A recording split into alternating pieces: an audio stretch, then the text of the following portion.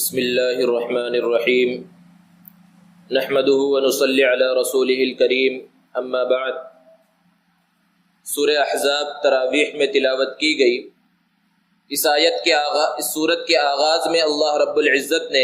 نبی کریم صلی اللہ علیہ وسلم کو بہت ہی پیارے انداز میں مخاطب کیا ہے۔ اللہ رب العزت نے پورے قرآن مجید میں نبی کریم صلی اللہ علیہ وسلم کو کہیں بھی نام لے کر مخاطب نہیں کیا،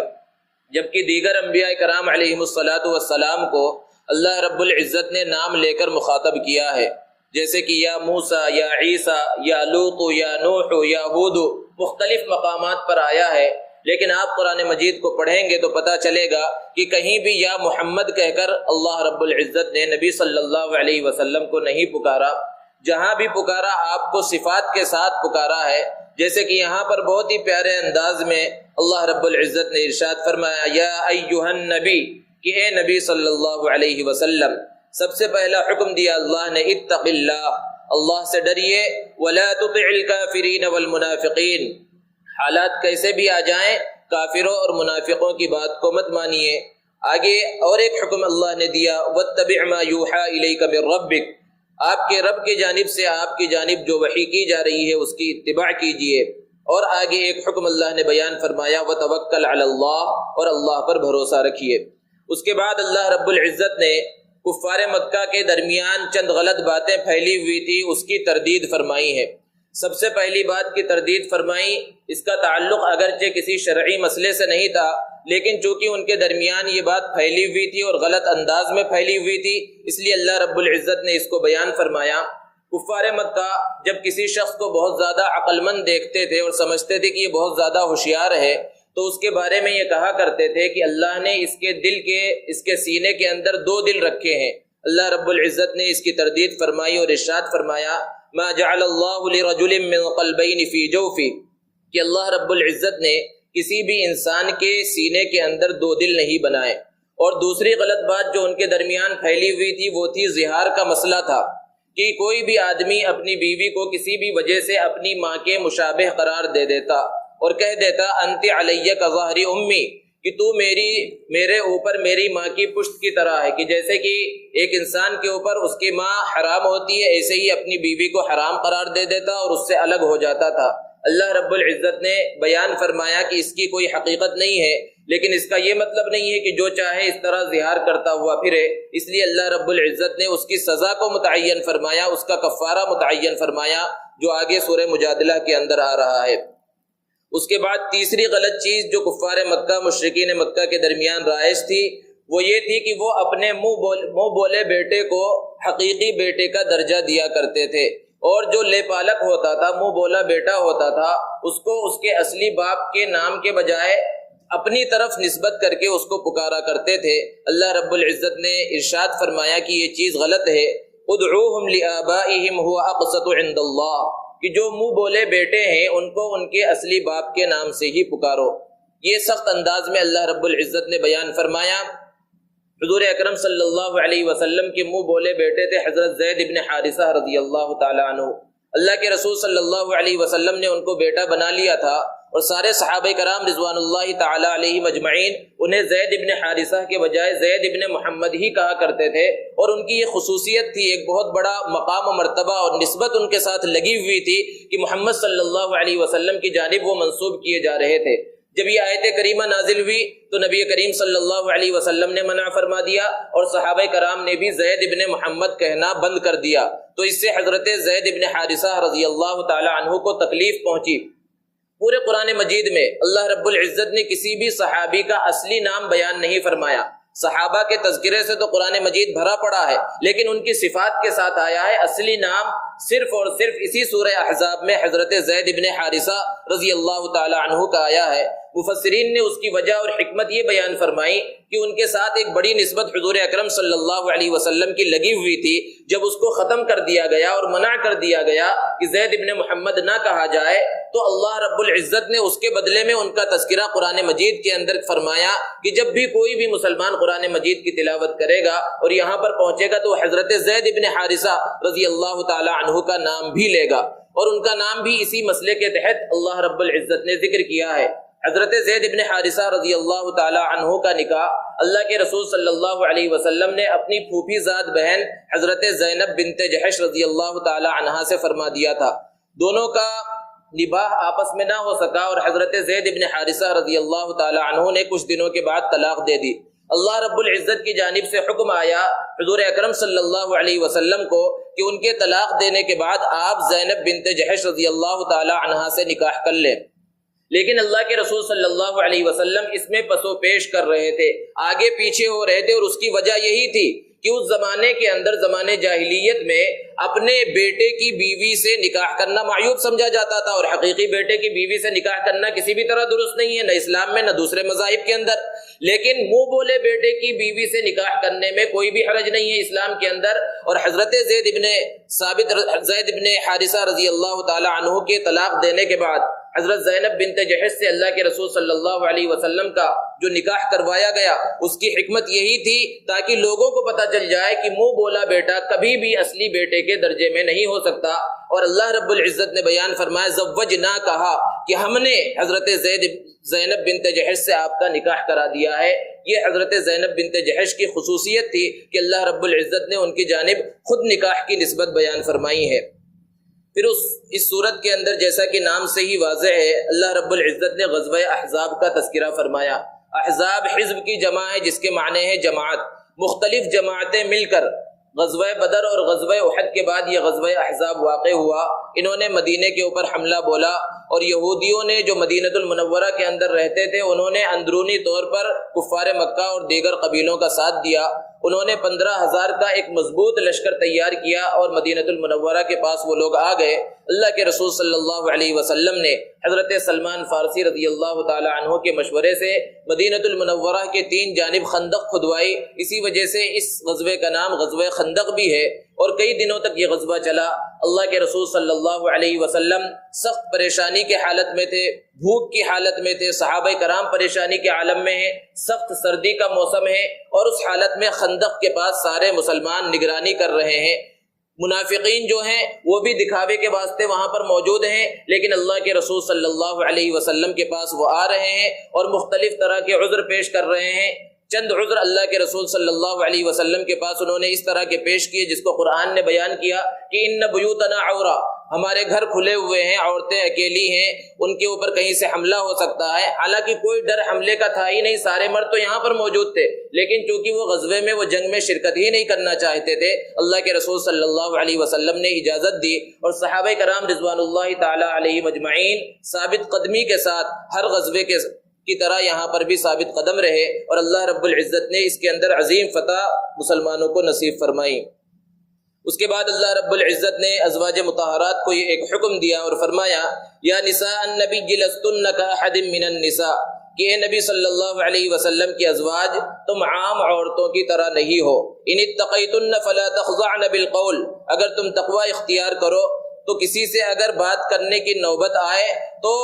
بالکل نرم انداز میں بات مت کرو۔ فیطمع الذی فی قلبی، کہ جو سامنے والا ہے کہیں اس کے دل کے اندر کوئی بیماری، کوئی شک و شبہ نہ پیدا ہو جائے۔ ذرا تصور کیجئے کہ روئے زمین کی جو سب سے پاکیزہ عورتیں ہیں ان کو یہ حکم دیا جا رہا ہے، جو امہات المؤمنین ہیں، مسلمانوں کی روحانی ماں ہیں، ان سے یہ کہا جا رہا ہے کہ کسی اجنبی سے اگر بات کرنے کی نوبت آ جائے تو سخت انداز میں بات کرو، لوچدار آواز کے اندر بات نہ کرو تاکہ سامنے والے کے دل کے اندر کوئی شک و شبہ پیدا ہو۔ تو عام مسلمان خواتین کو کیا حکم ہوگا اس کو سمجھا جا سکتا ہے۔ اس کے بعد اللہ رب العزت نے پردے کا حکم بیان فرمایا اور ارشاد فرمایا وَقَوْنَ فِي بُيُوتِكُنَّ وَلَا تَبَرَّجْنَ تَبَرُّجَ الْجَاهِلِيَّةِ الْأُولَى،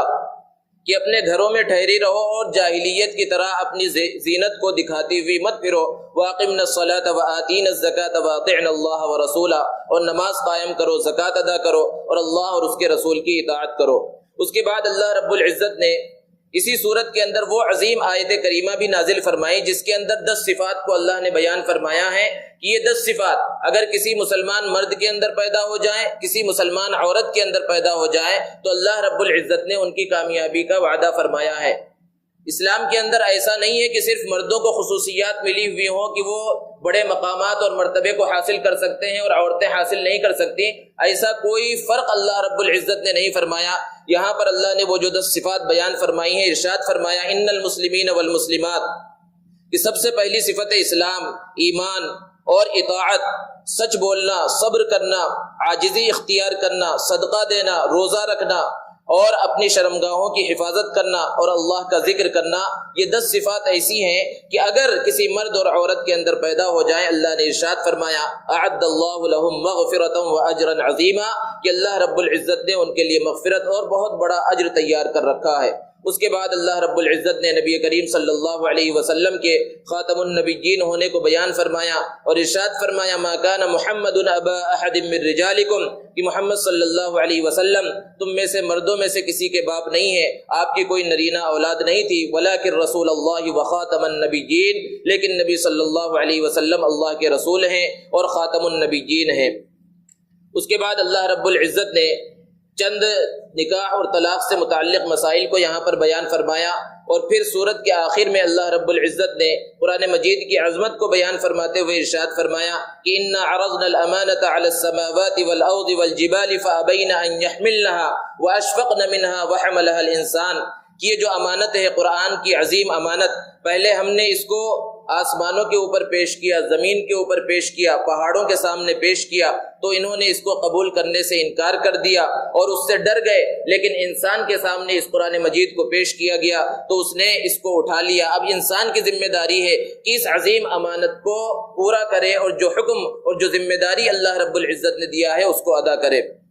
اس کے بعد سورہ سبا ہے، اس سورت میں اللہ رب العزت نے اپنی قدرت کے چند مظاہر کو بیان فرمایا اور حضرت سلیمان اور حضرت داؤد علیہ السلام کا تذکرہ فرمایا، اور ان دونوں پر اللہ رب العزت نے جو نعمتیں فرمائی تھی ان نعمتوں کو بیان کیا۔ حضرت سلیمان علیہ السلام کے ایک واقعے کو بیان فرمایا کہ جس طرح حضرت ابراہیم علیہ السلام نے کعبۃ اللہ کی تعمیر کی، اسی طرح حضرت سلیمان علیہ السلام نے مسجد اقصی کی جو بیت المقدس کے اندر واقع ہے اس کی تعمیر کرائی، لیکن خود سے اور انسانوں سے تعمیر نہیں کرائی بلکہ جناتوں کے ذریعے اس کی تعمیر کرائی۔ اور جنات کے بارے میں انسان جانتا ہے کہ وہ بہت سرکش ہوتے ہیں، کہ حضرت سلیمان جب تک سامنے رہتے تب تک وہ کام کرتے تھے۔ ابھی مسجد بن کر تیار نہیں ہوئی تھی کہ حضرت سلیمان علیہ السلام کی موت کا وقت آ پہنچا۔ اللہ رب العزت نے ان کی روح کو قبض کر لیا، وہ ایک لکڑی کو پکڑ کر کھڑے ہوئے ہیں یا بیٹھے ہوئے ہیں، اسی حالت میں ان کا انتقال ہو گیا، اور جنات یہ سمجھ رہے ہیں کہ حضرت سلیمان علیہ السلام نگرانی کر رہے ہیں اور وہ مسجد بنانے میں لگے رہے۔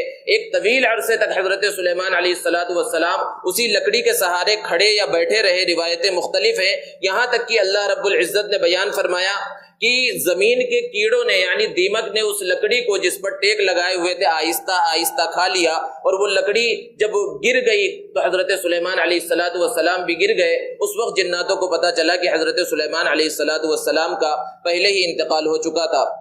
اس کے بعد اللہ رب العزت نے قوم سبا کا تذکرہ فرمایا، جیسا کہ سورت کے نام سے واضح ہے، ایک ایسی قوم تھی جس کو اللہ رب العزت نے بہت سارے انعامات سے نوازا تھا، بہت سے انعامات ان پر فرمائے تھے، بہت سے خوبصورت اور قیمتی باغات انہیں دیے تھے، بہت اچھا پھل ان کے باغوں کے اندر تیار ہوتا تھا، لیکن انہوں نے سرکشی کیا تو اللہ رب العزت نے وہاں پر ایک ڈیم تھا، اس ڈیم کو توڑ کر سیلاب کے اندر ان کو مبتلا فرمایا۔ پھر اس کے بعد سورہ فاطر ہے، اس سورت کا نام فاطر اس وجہ سے رکھا گیا، فاطر کے معنی ہے پیدا کرنے والا۔ پہلی آیت میں ہی اللہ رب العزت نے ارشاد فرمایا الحمدللہ فاطر السماوات والارض، کہ ساری تعریفیں اس اللہ کے لیے ہیں جو آسمانوں اور زمین کا پیدا کرنے والا ہے۔ اس سورت میں بھی اللہ رب العزت نے اپنی قدرت کو بیان فرمایا ہے، اور پھر ارشاد فرمایا اللہ رب العزت نے کہ وما يستوي البحران هذا عذب فرات سائغ شرابه وهذا ملح اجاج، کہ کچھ سمندر اور دریا ایسے ہیں، آج ٹیکنالوجی کے ترقی کر جانے کی وجہ سے اور سائنس کی ترقی کی وجہ سے ہم نے ان ویڈیوز کو دیکھ لیا ہے جس کے اندر دو سمندر ہیں جو آپس میں ملے ہوئے ہیں، ادھر کے پانی کا رنگ کچھ دوسرا ہے اور ادھر کے پانی کا رنگ کچھ دوسرا ہے، ادھر کا پانی کھارا ہے اور ادھر کا پانی میٹھا ہے، اور ایک دوسرے کے اندر نہیں مل رہے ہیں۔ یہ اللہ رب العزت کی قدرت ہے۔ اللہ رب العزت نے اس کو بیان فرمایا ھذا ملح اجاج، یہ کھارا پانی ہے اور ایک طرف میٹھا پانی ہے، یہ سب اللہ رب العزت کی قدرت ہے۔ اس کے بعد اللہ نے بیان فرمایا یولج اللیل فی النہار ویولج النہار فی اللیل، کہ اللہ تعالیٰ رات کو دن میں اور دن کو رات میں داخل کرتا ہے، اور سورج اور چاند کو اللہ رب العزت نے مسخر کیا، یہ سب اللہ کی قدرت ہے۔ پھر ارشاد فرمایا یا ایھا الناس انتم الفقراء الی اللہ، کہ اے لوگو تم سب اللہ کے محتاج ہو اور اللہ بے نیاز ہے اور تعریف کے لائق ہے۔ پھر اس کے بعد اللہ رب العزت نے بیان فرمایا کہ اللہ رب العزت کا جو ڈر ہے، حقیقی ڈر، وہ انہی دلوں کے اندر پیدا ہو سکتا ہے جو دل علم کے نور سے منور ہوں، اور جو دل اور جو سینے علم کے نور سے خالی ہوں، ان کے اندر علم نہ ہو، تو اس دل کے اندر جس طرح تقویٰ ہونا چاہیے اور جس طرح اللہ کا ڈر ہونا چاہیے وہ ڈر پیدا نہیں ہو سکتا۔ اور پھر آخر میں اللہ رب العزت نے بیان فرمایا کہ قیامت کے دن اللہ رب العزت پوچھیں گے اولم نعمرکم ما یتذکر فیہ من تذکر وجاءکم النذیر، کیا ہم نے تمہیں لمبی عمر نہیں دی تھی کہ اس میں نصیحت حاصل کرنے والا اچھی طرح سے نصیحت حاصل کر لیتا، وجاءکم النذیر، اور تمہارے پاس ڈرانے والا بھی آیا۔ ڈرانے والا کیا ہے؟ مفسرین نے بیان فرمایا نذیر سے مراد رسول بھی ہیں، کتاب بھی ہیں۔